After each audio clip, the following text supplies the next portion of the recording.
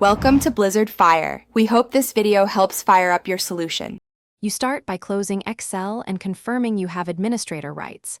This allows you to change add-ins and registry settings safely. Open Excel, go to File and Options immediately. Don't waste time on backups beyond saving open files.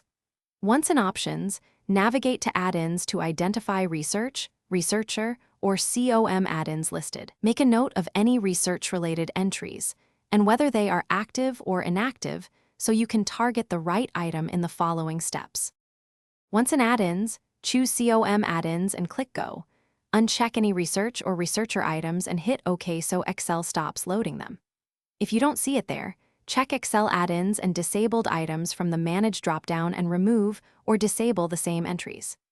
If the feature persists, open Control Panel Programs and Features, choose Microsoft Office, and select Change Add or Remove Features to uninstall the research component. These steps remove the active integration cleanly. After removal actions, restart Excel and immediately check the Review tab, Research pane, and the right-click context for any remaining research commands. Open a blank workbook to confirm.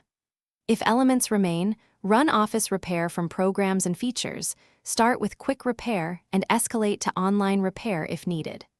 As a last resort, back up the registry. Then remove known research-related keys under HKCU/software/Microsoft/Office. Make sure to export keys first. If something breaks, restore the registry export and rerun repair. Thanks for watching. If you found this helpful, don't forget to like and subscribe.